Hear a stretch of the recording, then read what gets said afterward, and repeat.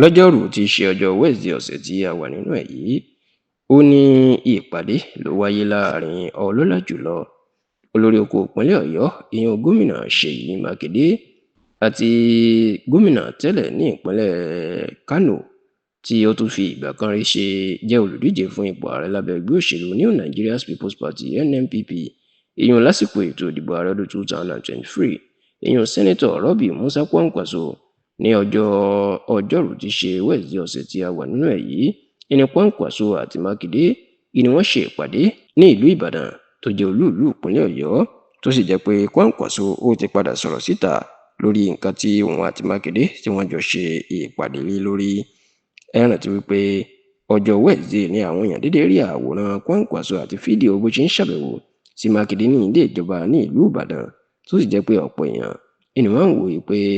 òṣèlú ọdún 2027 ni ó gbé àwọn méjèèjì pàdé àti pé ọ̀rọ̀ báwọn méjèèjì bí wọn yóò ṣe jọ ṣiṣẹ́ pọ̀ lásìkò ètò ìdìbò ààrẹ ọdún 2027 ni Mákindé àti Kwankwaso ni wọ́n sọ nínú ìpàdé àtìlẹ́kùnmọ́ríṣe tí wọ́n ṣe ní ìlú Ìbàdàn. Ṣé tẹ́lẹ̀ awuyewuye ti ń jáde pé gómìnà Ṣèyí Mákindé ó fẹ́ dupò ààrẹ lọ́dún tó ń bọ̀, bẹ́ẹ̀ ni wọ́n ní Kwankwaso náà òun náà ń wá ẹni tí ó ṣe ipò igbákejì ààrẹ fún, tí wọ́n sì ní ó ṣeé ṣe kó jẹ́ pé ọ̀rọ̀ yìí ni Mákindé àti Kwankwaso ni wọ́n jọ sọ. Ṣùgbọ́n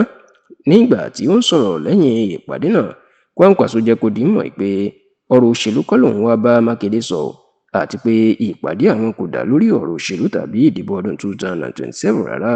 Kwankwaso jẹ́ kó di mọ̀ wípé ọdún ti pẹ́ tóun àti gómìnà Ṣèyí Mákindé táwọn ti ń bára wọn bọ̀, táwọn ti ń bára wọn ṣe ọ̀rẹ́, tó sì ní lọ́jọ́ Wednesday ọ̀sẹ̀ tí a wà nínú ẹ̀ yìí ni òun wá sílùú Ìbàdàn láti wá ṣe ìṣínísọlójú ilé ẹgbẹ́ òṣèlú NNPP kan tó ṣẹ̀ṣẹ̀ kó sí ìlú Ìbàdàn. Ó lóun wá wò pé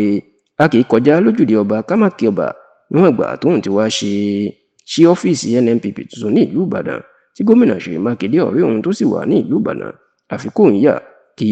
òun kí. Bẹ́ẹ̀ ni Kwankwaso tó jẹ́ kó di mọ̀ pé ẹgbẹ́ òṣèlú PDP tí Ṣèyí Mákindé jẹ́ ọ̀kan pàtàkì ńbẹ̀, ó lóun kì í ṣàjòjì ńbẹ̀, ó lóun wà lára àwọn táwọn jọ dá ẹgbẹ́ náà sílẹ̀ lọ́dún 1998. Bẹ́ẹ̀ ló nínú ẹgbẹ́ òṣèlú PDP lòun ti di gómìnà ìpínlẹ̀ Kánò lọ́dún 1999 kó tó di pé òun padà ṣe mínísítà ọ̀rọ̀ ààbò ní abẹ́ olóyè Olúṣẹ́gun Ọbásanjọ́ nínú ẹgbẹ́ òṣèlú PDP náà. Ṣá o, ẹ rántí wípé lọ́sẹ̀ díẹ̀ sẹ́yìn ni gómìnà Ṣèyí Mákindé ló ṣe ìpàdé pẹ̀lú olórí orílẹ̀-èdè tẹ́lẹ̀ ajagunfẹ̀yìntì Ibrahim Badamasi Babangida ní ilé ẹ̀ ní ìlú Minna ní ìpínlẹ̀ Niger, níbi tí olùdíje fún ipò ààrẹ lábẹ́ ẹgbẹ́ òṣèlú PDP lọ́dún 2023 Alhaji Atiku Abubakar náà wà, tó sì jẹ́ pé lẹ́yìn ọ̀sẹ̀ díẹ̀ tí ìpàdé ìwáyé ni Kwankwaso náà ló ṣàbẹ̀wò sí Mákindé ní ìlú Ìbàdàn nínú ọ̀sẹ̀ tí a wà nínú ẹ̀.